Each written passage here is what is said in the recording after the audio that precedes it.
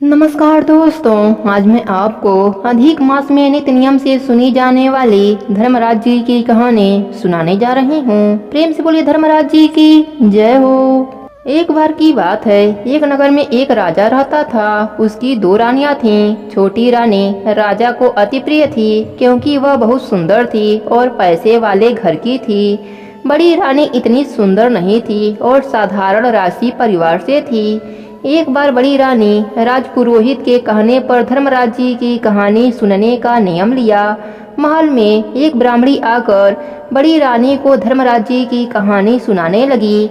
जब छोटी रानी को पता चला तो उसने भी देखकर दासी से कहा कि ब्राह्मणी को कहना कि कल से धर्मराज जी की कहानी पहले मुझे सुनाकर ही बाद में बड़ी रानी को सुनाया करे। ब्राह्मणी ने ऐसा ही किया। पहले छोटी रानी को धर्मराज जी की कहानी सुनाती। छोटी रानी ब्राह्मणी को दक्षिणा में 5 सोने की मुद्राएं दी। ब्राह्मणी बहुत खुश हुई। बड़ी रानी तो एक मुट्ठी ज्वार और एक मुट्ठी बाजरी देती थी। अब ब्राह्मणी दोनों रानियों में भेदभाव करने लगी। ब्राह्मणी छोटी रानी को बड़े ही धीरे धीरे और अच्छे से धर्मराज जी की पूरी कहानी सुनाती, क्योंकि छोटी रानी उसे 5 सोने का मुद्रा देती थी, जबकि बड़ी रानी को जल्दी जल्दी और अधूरी कहानी सुनाकर चली जाती। एक दिन बड़ी रानी ने ब्राह्मणी से कहा, हे देवी, आप आराम आराम से धर्मराज जी की कहानी सुनाया करो और पूरी कहानी सुनाया करो।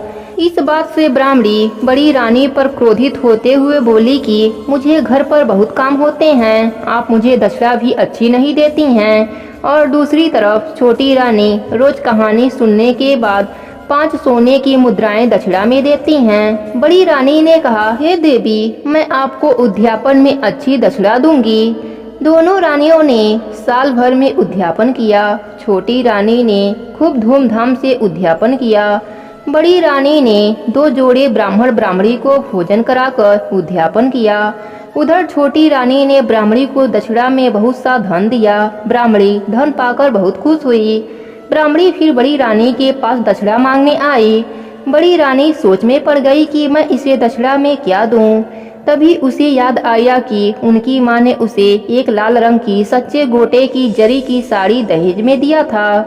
बड़ी रानी ने वही साड़ी ब्राह्मणी को दे दी। ब्राह्मणी सच्चे गोटे की हीरे मोती की जरी साड़ी पाकर बहुत खुश हुई। बड़ी रानी ने ब्राह्मणी से कहा कि यह साड़ी यहीं से बांधकर अपने घर जाओ। ब्राह्मणी ने साड़ी पहन ली और महल से जाने लगी तो छोटी रानी ने देख लिया। छोटी रानी ने दासी को भेजकर ब्राह्मणी को महल में बुलवाया और ब्राह्मणी से पूछा कि बड़ी रानी ने दक्षिणा में तुम्हें क्या दिया है। तो ब्राह्मणी ने कहा, सच्चे गोटे की सच्चे हीरे मोती से जरी की साड़ी बड़ी रानी ने मुझे दक्षिणा में दिया है। छोटी रानी ब्राह्मणी से कहा कि अब तुम अपने घर जाओ। यह सब देखकर छोटी रानी आग बबूला हो गई। वह भवन में जाकर बैठ गई। जब शाम को राजा महल में आए तो वह गुस्सा का कारण पूछा तो उसने कहा कि बड़ी रानी ने ब्राह्मणी को धर्मराज जी के उद्यापन में एक कीमती साड़ी दिया है, मुझे वही साड़ी चाहिए। राजा ने कहा कि हे रानी, वह साड़ी तो उसके मायके वालों ने उसे दिया था। छोटी रानी ने जिद पकड़ ली। राजा बड़ी रानी के पास गया तो बड़ी रानी राजा को देखकर बहुत प्रसन्न हुई।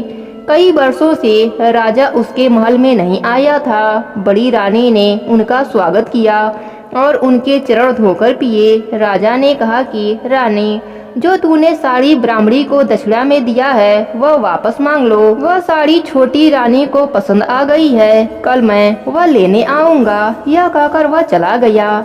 यह बात सुनते ही बड़ी रानी उदास हो गई, क्योंकि दान में दी हुई वस्तु को किस तरह वापस लूं, यह बात सोचने लगी। वह धर्मराज जी का स्मरण करने लगी। स्मरण करते करते रात हो गई।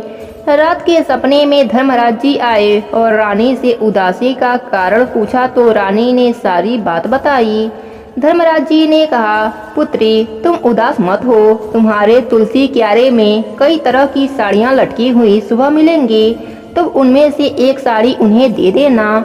जब सुबह रानी उठी तो उसने तुलसी क्यारे को देखा तो वहाँ बहुत साड़ियाँ लटक रही थीं। सच्चे गोटे, हीरे मोती से जड़ी साड़ियाँ लटक रही थीं। यह सब देखकर बड़ी रानी ने धर्मराज जी को प्रणाम किया। राजा व उसके मंत्री और छोटी रानी बड़ी रानी के महल में आए। आते ही बड़ी रानी से पूछा कि तुमने जो ब्राह्मणी को दक्षिणा में साड़ी दी थी वह मांग ली क्या? तब बड़ी रानी राजा, मंत्री और छोटी रानी को तुलसी क्यारे के पास ले गई। बोली, महाराज, जो भी आपको इनमें से साड़ी चाहिए वह आप छोटी रानी के लिए ले लीजिए। राजा, रानी और मंत्री यह देखकर आश्चर्यचकित रह गए। राजा ने पूछा, रानी, यह सब कैसे हो गया? तब बड़ी रानी ने सारी बात बताई। राजा को अपने गलती का एहसास हुआ और उसने बड़ी रानी से माफी मांगी और छोटी रानी ने बड़ी रानी को गले से लगा लिया और अपने किए की माफी मांगी। फिर राजा ने दोनों रानियों को अपने साथ रख लिया। धर्मराज जी की कहानी का नित्य नियम निभाने से दोनों रानियों को इहलोक और अंत में स्वर्गलोक का सुख मिला। हे धर्मराज जी, अपने सभी भक्तों पर ऐसे ही अपनी कृपा बनाए रखना। कहानी अधूरी हो तो पूरी करना, पूरी हो तो मान रखना। प्रेम से बोलिए धर्मराज जी की जय हो।